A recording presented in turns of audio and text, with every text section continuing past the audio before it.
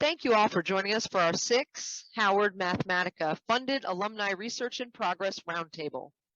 During these Real Talk Roundtables, our hosting organizations, Howard, Mathematica, and SICSS, discuss the experiences of people of color within their institutions or offer tips and tricks for success. In the case of our SICSS panel today, teams who receive SICSS-Howard Mathematica Excellence in Computational Social Science Research Awards will be presenting their research projects in progress.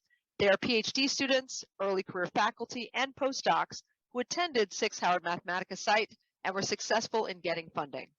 They are currently where you want to be. I would recommend you learn about their projects, listen to their trajectory, and ask them questions so you can create a project that gets you funding this year from us and also throughout your career. Participants at the SICSS-Howard Mathematica site will have a chance to ask questions about their projects and get to know them during the second day of Praxis to Power. For now, I encourage you to settle in, listen, and learn. I'm Getamesay Nigussie and a PhD student at Addis Ababa University, Ethiopia, and I was the Howard Mathematica 2020 alumni. And this one is my presentation on the funded project by our Mathematica program. So my title is Agrarian Transformation and Search for Social Justice in Ethiopia. And as to introduction, I will focus a little bit the key areas on that. So when you see the agrarian transformation is assumed to promote capitalist development and industrialization and modernization. And also it has been noticed that this development has disposing the agrarian community in the favor of political elites and commercial land user and development practitioner. So in Ethiopia, this agrarian transformation has moved from different trajectories into the imperial regime to the present. There is a little bit of shift in the agrarian transformation assumptions.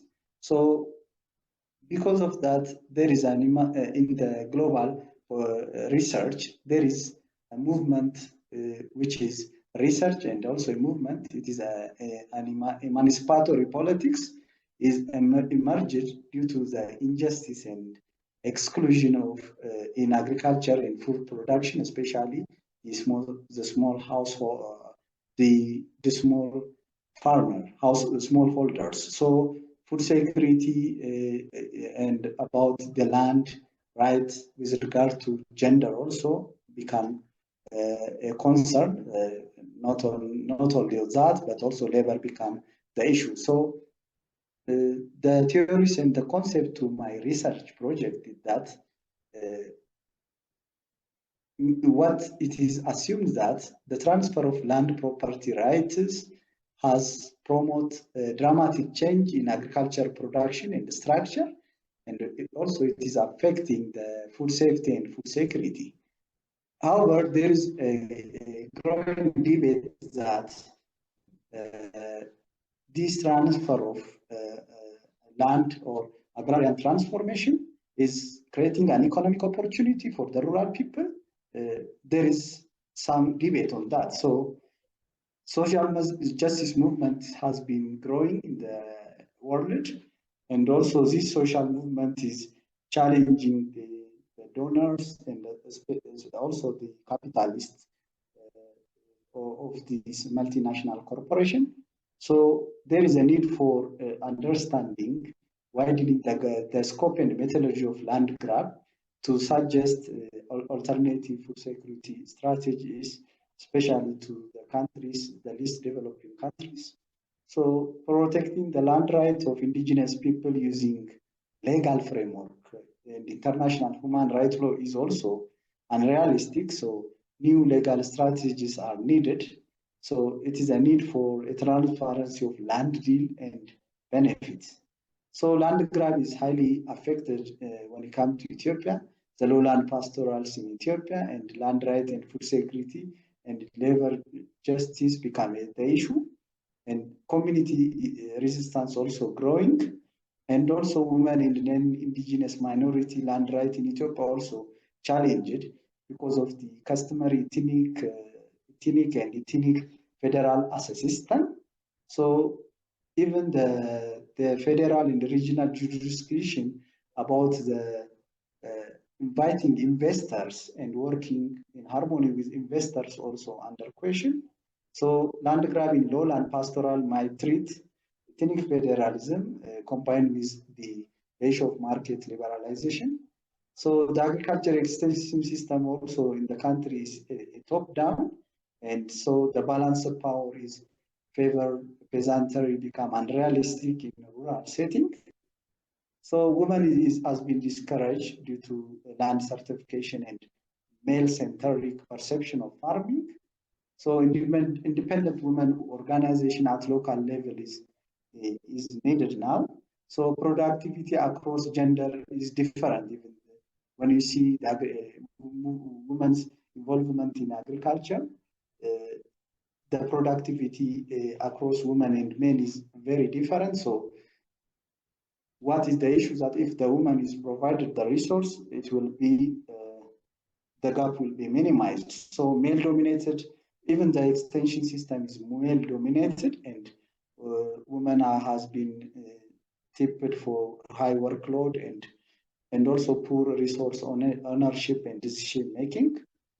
So women workers become disadvantaged over payment even, and they are also vulnerable to working condition in cut flower. So low-wage women labor has been exposed to chemicals and pesticides. So the methodological approach for me to do this research is I'm interested to work on normative theory, discourse theory, and feminist theory.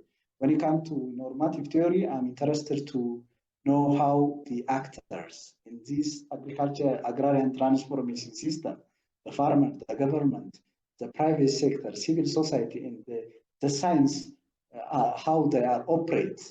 And when you come to discourse theory, I'm interested to know about the idea of participation, empowerment, and ownership. And with regard to feminist story, I'm interested to see the power relation between actors concerning women. So why this research is important, I think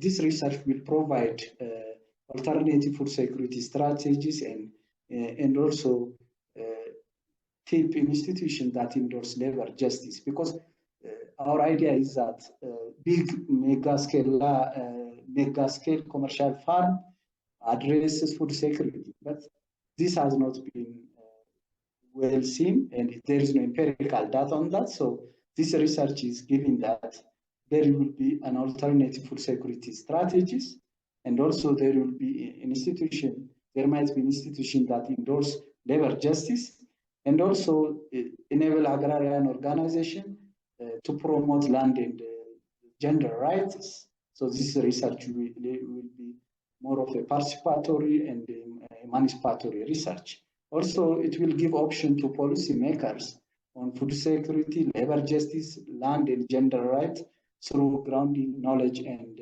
experience. So what is my hypothesis is that, the hypothesis is that I am arguing that the agricultural transformation using large-scale commercial farming in the country has brought significant consequences on land, labor, gender rights, and food security. This is my argument. So I argue that this agrarian transformation has brought a significant consequence or a negative effect on land, labor, gender rights, and food security. So while doing my research, this will be testified whether this argument is true or not.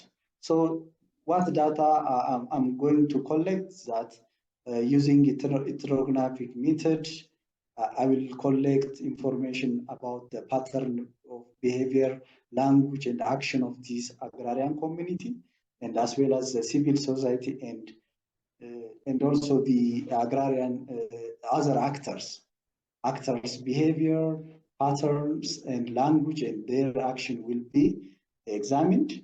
So, and also using the in-depth interviews, individual experience of these actors and also will be collected. And as a participant observation of this research, I will observe what has been is common in the study areas. So case study will be also used to examine and also explain and interpret the phenomenon of agrarian transformation with respect to social justice. Some different cases, especially in the highland and the lowland part, will be examined how agrarian transformation has brought issues on land, gender, labor rights. And also, in addition, comparative method will be used about the effectiveness of different approach in addressing social justice in the both in the highland and lowland of area of the study. So what my next step is preparing checklists for data collection and also collecting data, both primary and secondary data. Maybe an outstanding question while I'm working on this issue came up is that two questions I will pose to the audience, open to the audience. The first one is that possible to achieve food security in a smallholder agriculture? This is my question. Because of the land grab or high investment in commercial farms with regard to multinational corporations, and so even also development government involvement in high commercial farms. So I'm asking, is that possible to achieve food security in a smallholder agriculture?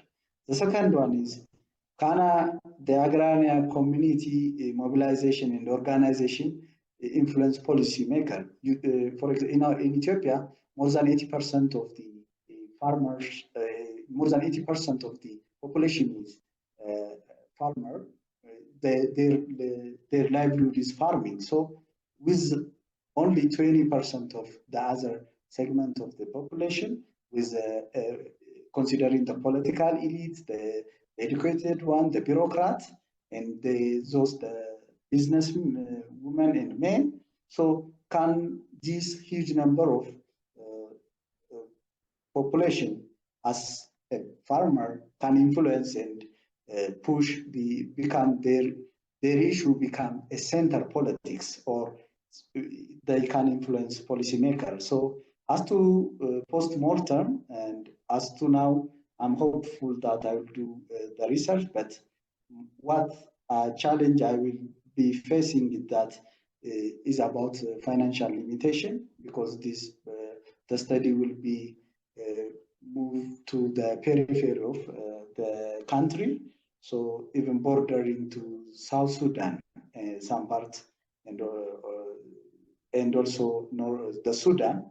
So that might be, and also instability in the study area might be a problem. There is no conducive environment to go there for a time being, but I'm hopeful that I will accomplish this research. Thank you. Thank you all for watching. For more information on SICSS-Howard Mathematica, visit our website, follow us on social media, and join our email list.